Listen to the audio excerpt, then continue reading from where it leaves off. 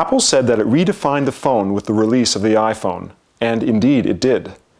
And in so many ways, as you will see described in the next few days.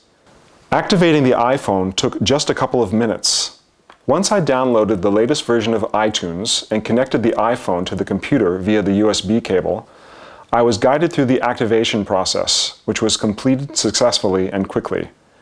Once it was activated, the iPhone accompanied me on the weekend's activities in the city of San Francisco.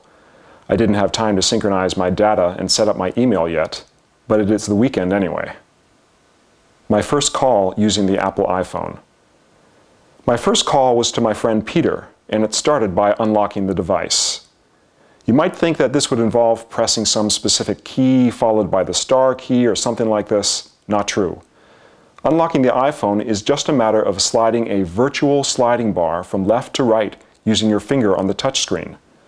Once it was unlocked and the main menu appeared, I tapped the phone button.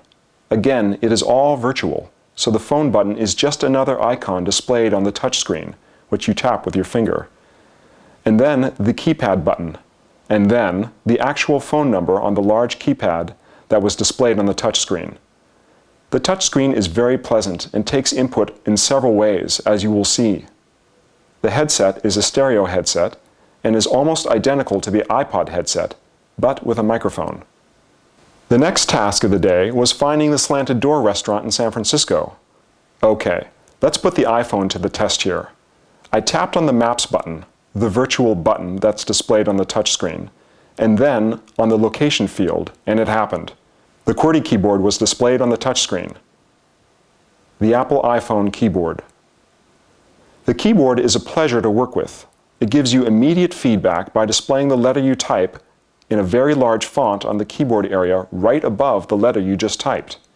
This way, you know exactly which letter you ended up typing without having to look at the text field you are filling above, which would take your attention away from the keys.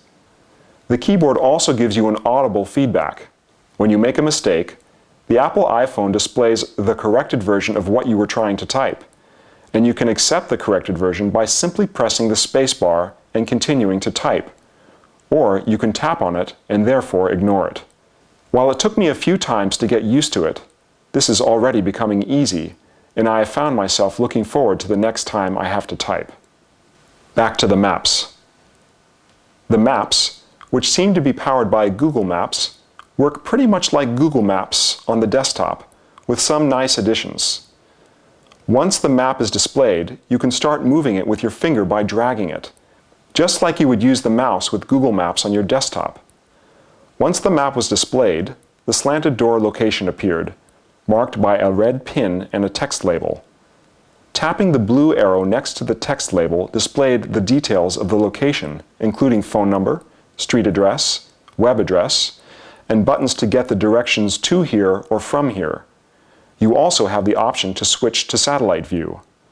Zooming in and out on the iPhone Maps is accomplished by double tapping, that is, to zoom in, or tapping with two fingers to zoom out.